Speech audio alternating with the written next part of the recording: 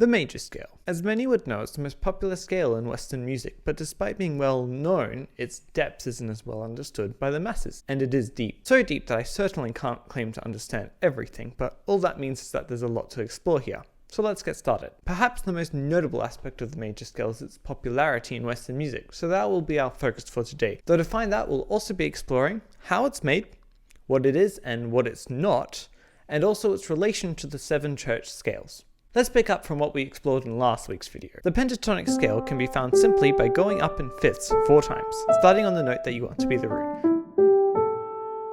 The major is found similarly by going up in fifths 5 times and down a fifth once from the note that you want to be the root. This gives you 7 different repeating notes that follow the typical pattern of tone, tone, semitone, tone, tone, tone, semitone. For more information on where the idea of moving up in fifths to create scales came from, watch my video explaining how the pentatonic scale works. Now, you no doubt noticed that the major scale is a bit different from the pentatonic scale in that it goes down a fifth as well as going up in fifths to find it. So why then wouldn't you be able to just increase in fifths until you had 7 notes? Well, the simple answer is that you wouldn't have a major scale. But you would have the same notes as a major scale. This is where it starts to get confusing. Some pop songs use major, but don't just use the major scale and major chord progressions. Some also use another scale, or to give the correct term, mode, called Lydian. Similar to how minor and major use the exact same notes, just starting in a different position, Lydian also uses the same notes, also just starting on a different position. However, minor and major are completely different even to untrained ears, which is how Lydian, which is much more similar to major, can sometimes slip through the cracks and be mistaken for major. Now this video isn't about Lydian, but since it can be mistaken for major, this sort of raises the question of what major is and what major isn't. Well, to simplify things, it just depends on where you start. If we look at the 7 notes of the major scale, we can find Lydian by starting on the 4th note, similar to how if you start on the 6th note, you find minor. That means, as a general rule, that anything that starts on the 1st chord is a major chord progression, and anything that starts on the 4th chord is a Lydian chord progression. That means that this is major.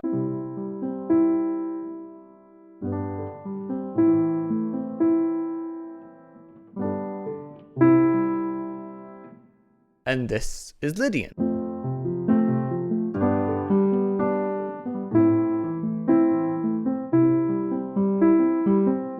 And this, major.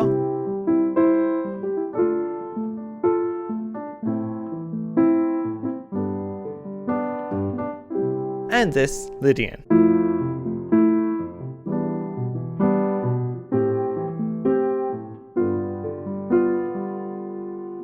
And this major, and then Lydian, and then back to major.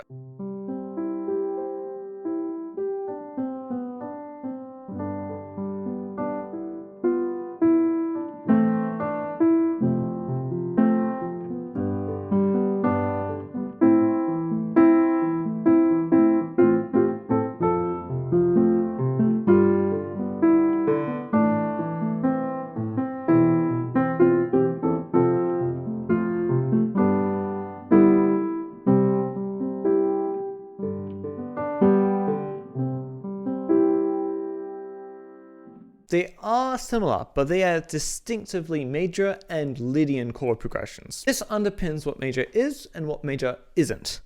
Major is a particular category of sound and one that isn't so easily described with conventional terms. The feeling that is expressed is easily manipulated by chord choice, but it's still limited to that same category of sound. In fact, if you push the boundaries too much, you'll just end up going into a completely different mode that is a different category. And that's why the generalization of if you start on the 4th chord, it's Lydian, if you start on the 1st chord, it's major, doesn't necessarily always hold true. Rather, instead of that, we have to listen to the music and figure out what category it fits into best according to the sounds that the different modes are able to create. However, now that we really know what major is, we can start to experiment with it and answer the question in the title. Major, or to give it its proper name, Ionian, is one of the 7 church modes alongside minor, or Aeolian, and Lydian. That means that it definitely has competition and not just with minor. So how is it still the most successful? Well, major does have some advantages over the 6 other contenders. First, it sounds complete, which is a shockingly rare trait among the 7 different modes. To pick on Lydian again as an example, it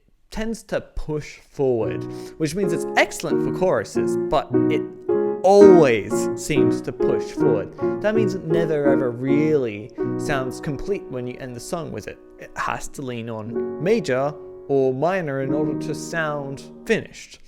So if you are only going to learn one mode, well, why not learn major? Second, it can feel more natural to sing or play and can even make more sense. This is because major is closely related to the pentatonic scale. In fact, they start on the same note. The reason that this makes major feel more natural is because the pentatonic scale is closely tied to basically every culture's music, which means it's potentially more acceptable to more cultures by that point. Lydian doesn't even start on a note that is in the pentatonic scale, let alone major, which again starts on the note that the pentatonic scale starts on.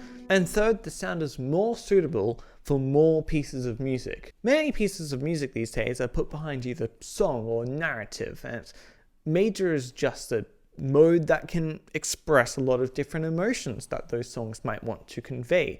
It's not necessarily the best one at expressing them, but since it can do so many, well, it's a bit of a jack of all trades. Again, if you're only going to learn one, why not learn major? So now we know why major is so popular and why minor, which also sounds complete and is also pretty related to the pentatonic scale, might be its close runner-up. But as I mentioned, major's sound profile is more suitable more often, but not necessarily the most suitable among all of the different modes. So that brings up the question of what the other modes' sound profiles are and how you might use them and what pieces of music you might want to use them in. Well, that's what I'll be exploring in the coming weeks, the 7 different magical modes of music: Ionian, Dorian, Phrygian, Lydian, Mixed Lydian, Aeolian, and Locrian.